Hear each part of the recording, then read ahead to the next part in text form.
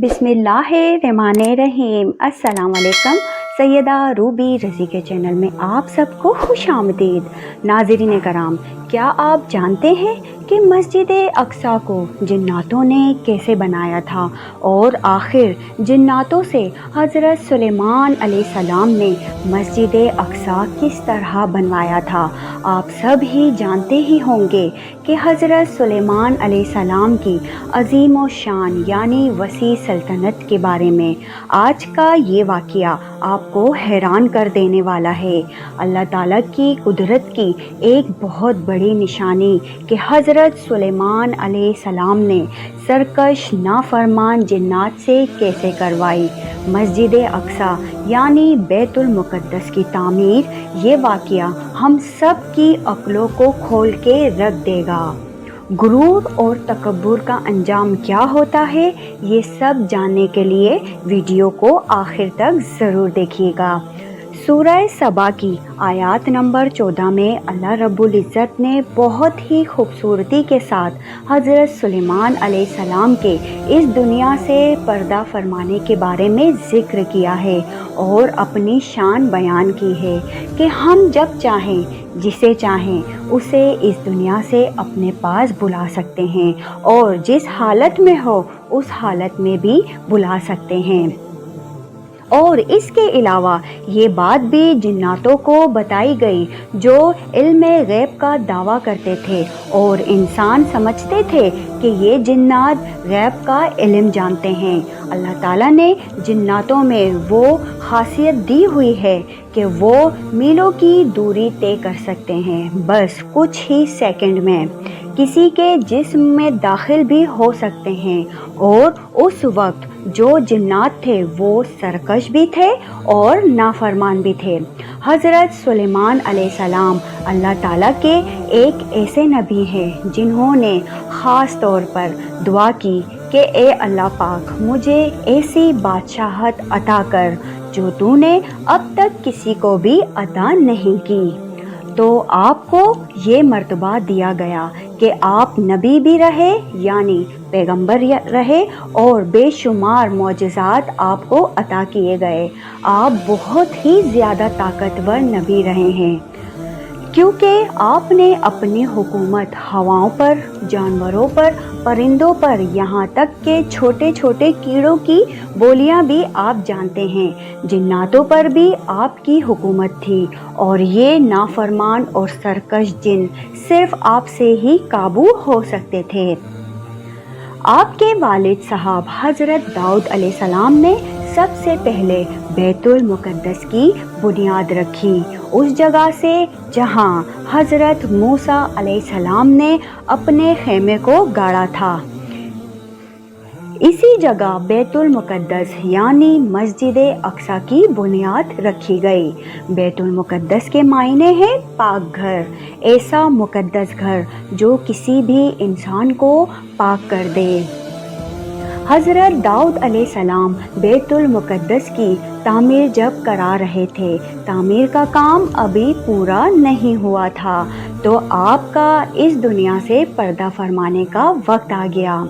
सल्तनत आपने अपने प्यारे बेटे और नबी हज़रत सुलेमान अलैहिस्सलाम के हवाले की और फिर बाकी जो काम बचा बैतुल मुक़द्दस बैतुल अक्सा का, उसको शुरू करा दिया। हज़रत सुलेमान अलैहिस्सलाम की हुकूमत लगभग 40 साल रही और आपकी हुकूमत के 34 साल आपने मस्जिद अक्सा की तामीर शुरू करवाई। इसका मतलब है कि बैतुल मुक़द्दस की तामीर तकरीबन 36 साल में पूरी हुई। अब एक काम बाकी था जो पूरा नहीं हुआ था। आपने अल्लाह ताला के हुजूर सजदा नफल अदा किया और आपकी इबादत कोई आम लोगों की इबादत नहीं थी। आप इस तरह इबादत किया करते थे अपने मेहराब में जाकर कि 2-2 माह या 3-3 माह आप इसी जगह खड़े रहते या बैठकर या सजदे की हालत में अल्लाह ताला की इबादत किया करते थे اور جنات یہ بات جانتے تھے۔ نفل شکرانہ تو آپ نے ادا کر لیے، اس کے علاوہ آپ نے ہزاروں بکروں اور 12,000 بیل یعنی گائیں وغیرہ کی قربانی دی اور دعا کی، اللہ تعالیٰ کے حضور، اللہ پاک میری حیات مبارکہ میں یہ مسجد اقصیٰ تعمیر ہو جائے، بیت المقدس کی تعمیر مکمل یعنی پوری ہو جائے۔ اب اللہ تعالیٰ کا حکم جب ہوتا ہے تو بندہ کچھ نہیں کر سکتا۔ یہاں ہم آپ کو بتاتے چلیں کہ اللہ تعالیٰ نے نبیوں کے مرتبے بہت اونچے رکھے ہیں، مرتبہ بہت ہی اعلیٰ ہے۔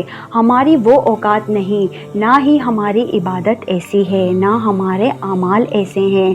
حضرت سلیمان علیہ السلام جانتے تھے کہ جنات بہت سرکش اور نافرمان ہے۔ اللہ تعالیٰ نے حضرت سلیمان علیہ السلام کو وہ طاقت عطا کی کہ انہی کے ذریعے وہ کنٹرول میں رہ سکتے ہیں۔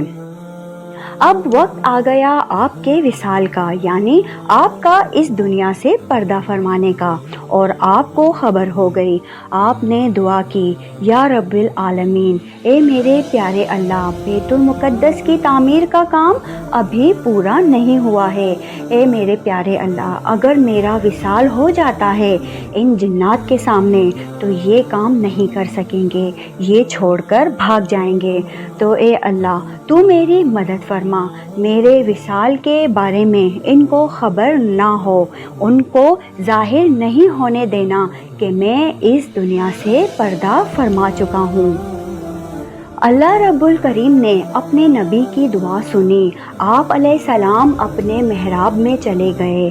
آپ کا محراب بہت ہی خوبصورت سی جگہ تھی، وہ جہاں پر عبادت کیا کرتے تھے، اور شیشے کی ایک بہت ہی خوبصورت سی جگہ، ایک کمرہ بنا ہوا تھا۔ وہاں سے جنات آپ کو عبادت کرتے ہوئے دیکھ سکتے تھے اور دیکھتے ہی رہتے تھے۔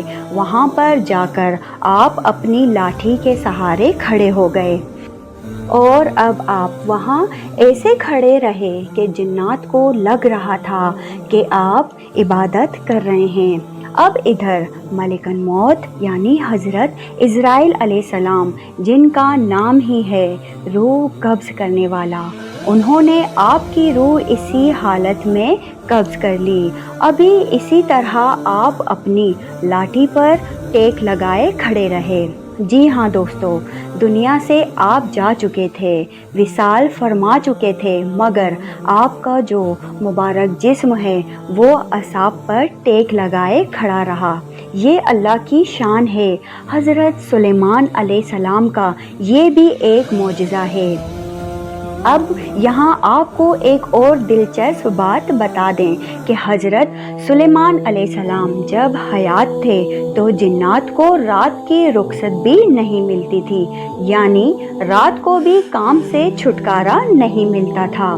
حضرت سلیمان علیہ السلام بھی آرام کرنے چلے جاتے تھے، مگر اب آپ چونکہ کھڑے ہی تھے تو اب جنات کو دن رات لگاتار کام کرنا پڑ گیا۔ ہر وقت آپ کھڑے رہے اور آپ سے اجازت مانگنے کی بھی کسی میں ہمت نہیں ہوتی تھی کہ وہ آپ سے اجازت مانگے۔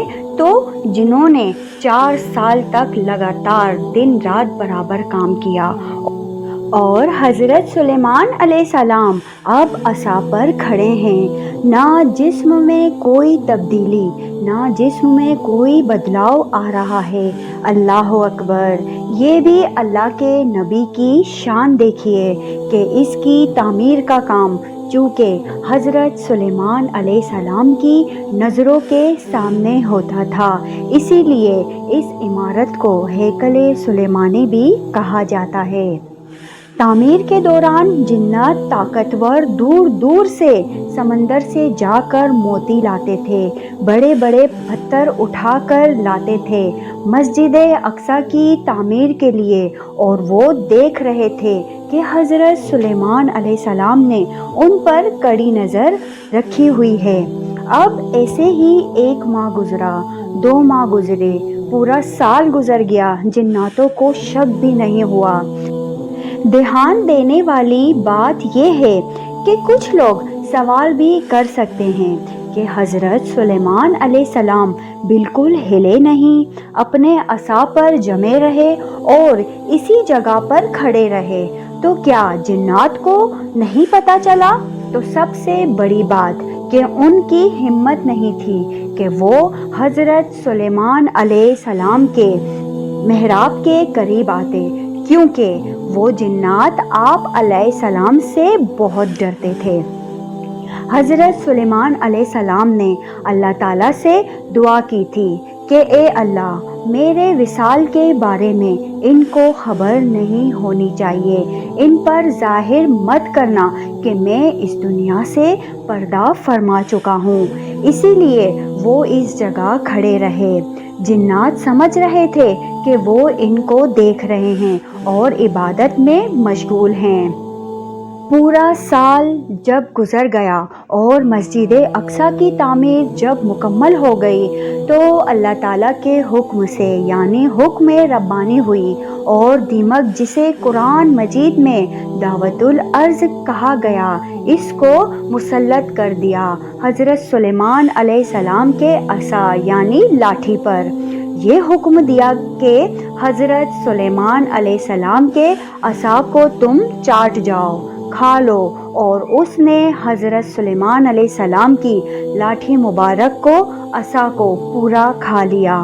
اور جب آپ زمین پر تشریف لائے یعنی زمین پر آ گئے تو اس وقت راز کھل گیا اور لوگوں کو بھی پتہ چل گیا اور جناتوں کو بھی یہ پتہ چل گیا کہ آپ علیہ السلام تو اس دنیا سے پردہ فرما چکے ہیں۔ سب لوگ حیرت میں ڈوب گئے، راز کھل گیا۔ علم غیب کا دعویٰ کرنے والے وہ لوگ جو سمجھتے تھے کہ ان جنات کو غیب کا علم کے بارے میں پتہ ہے، بہت سے یہ قدرت کے راز جانتے ہیں، انہیں پتہ ہی نہیں چلا کہ حضرت سلیمان علیہ السلام اللہ تعالیٰ کے حکم سے اس دنیا سے جا چکے ہیں۔ اور پھر لوگوں کو پتہ چل گیا کہ یہ جنات سرکش ہیں، نافرمان ہیں، اور اللہ تعالیٰ نے علم الغیب صرف اپنے پاس رکھا ہوا ہے اور اپنے حکم سے اپنے نبیوں کو عطا کیا ہے۔ وہ خبریں اللہ پاک وحی کے ذریعے پہنچاتا ہے، لیکن غیب دان بے شک اللہ تعالیٰ ہے۔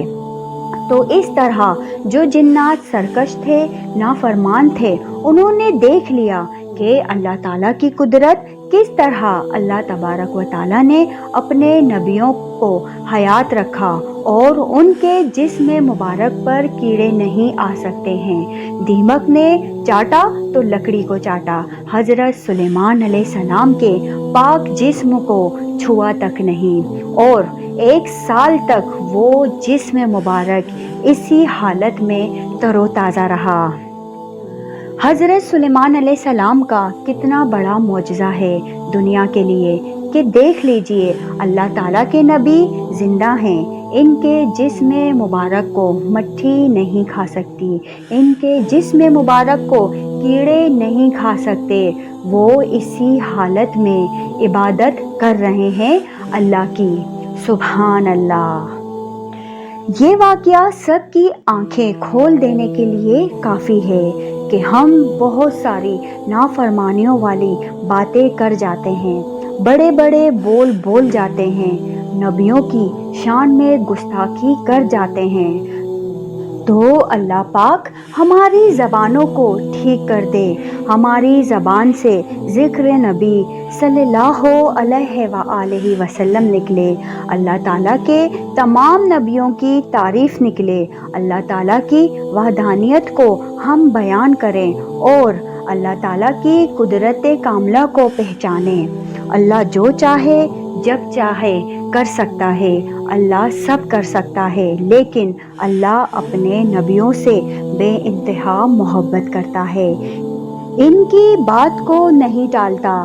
آپ لوگوں کو یہ معلوم ہو گیا ہوگا کہ آخر حضرت سلیمان علیہ السلام نے بیت المقدس کی تعمیر کیسے کروائی، یعنی مسجد اقصیٰ کیسے بنائی تھی، اور آج کل آپ لوگ دیکھ اور سن بھی رہے ہوں گے کہ کیسے اسی مسجد اقصیٰ کو یہودی لوگ زبردستی اپنے قبضے میں کرنے کی کوشش کر رہے ہیں۔ ابھی تک وہاں کے کتنے بے قصور مسلمانوں کو شہید کر چکے ہیں، اور آپ کو یہ بھی بات بتاتے چلیں کہ ان یہودیوں کا مقصد صرف مسجد اقصیٰ کو شہید کر کے وہاں تھرڈ ٹیمپل یعنی ہیکل سلیمانی بنانے کا ہے۔ آخر میں اللہ تبارک و تعالیٰ سے دعا ہے کہ اللہ تبارک و تعالیٰ فلسطین کے مسلمانوں کی اور بیت المقدس کی حفاظت فرمائے، آمین یا رب العالمین۔ ناظرین کرام، اگر آپ کو یہ واقعہ پسند آیا ہو تو ویڈیو کو لائک شیئر کر کے چینل کو سبسکرائب کر دیں اور بیل آئیکن دبا دیں، اور کمنٹس باکس میں اپنی قیمتی رائے کا اظہار ضرور کیجیے گا۔ اب تک کے لیے اتنا ہی۔ سیدہ روبی رضی کو دیجیے اجازت۔ اپنا بہت سارا خیال رکھیے گا۔ اللہ حافظ۔